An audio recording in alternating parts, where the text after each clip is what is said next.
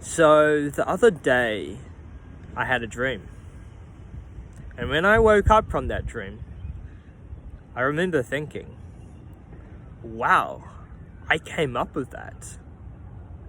I came up with the story, came up with the characters' dialogues, I came up with the scenarios, what happened, and all the different twists and turns, and crazy events, and things that were definitely not possible, but led to a really interesting dream. A dream that I didn't really want to wake up from, let's be honest, but my alarm clock went off, and now I'm up.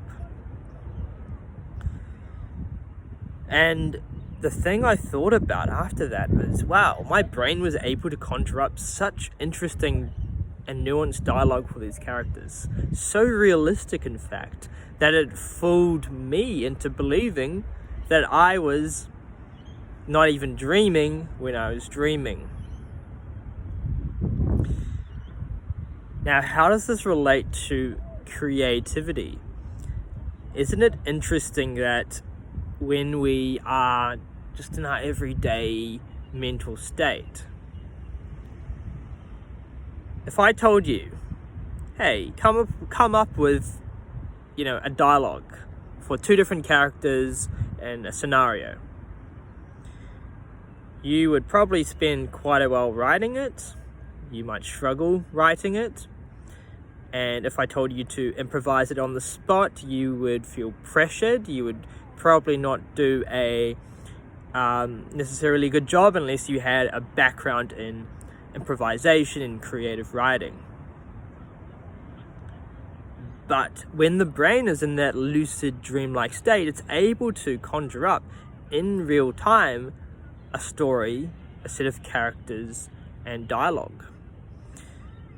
That is interesting, isn't it? And I think that shows that the brain is more capable than you think it is capable of.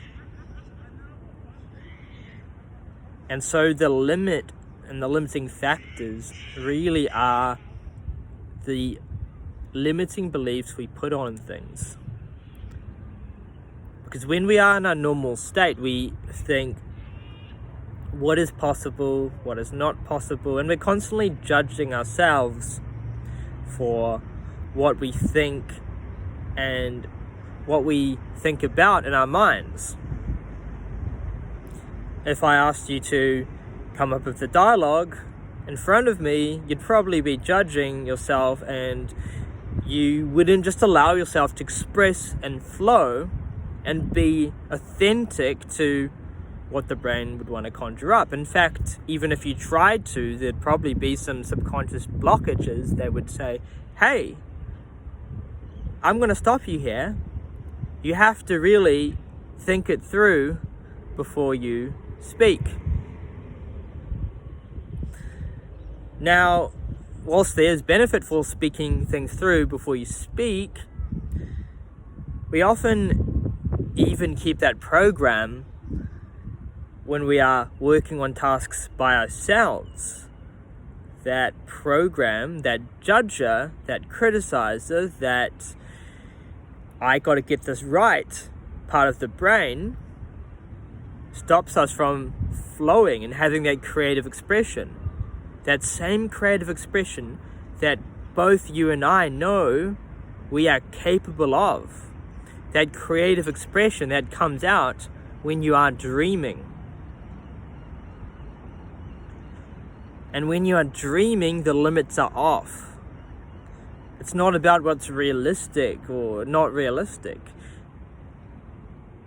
It's about what the mind is able to conjure up.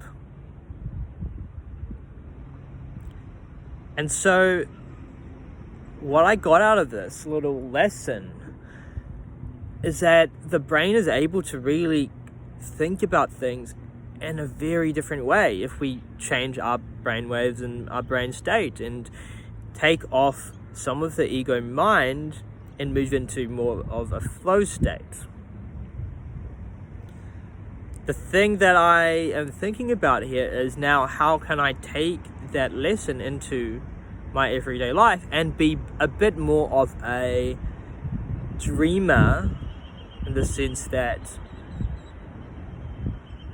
I am allowing the possibilities of life to really express themselves and to not limit myself by what I think I am capable of. Just like in the dream, you don't limit yourself by the rules that you're told exist. So that's the takeaway. Just think about that. Think about that today. Where can I be more of a dreamer? Where have I limited myself? And when have dreams shown me that what the brain is able to conjure up creatively is far more than I am expressing in my everyday life?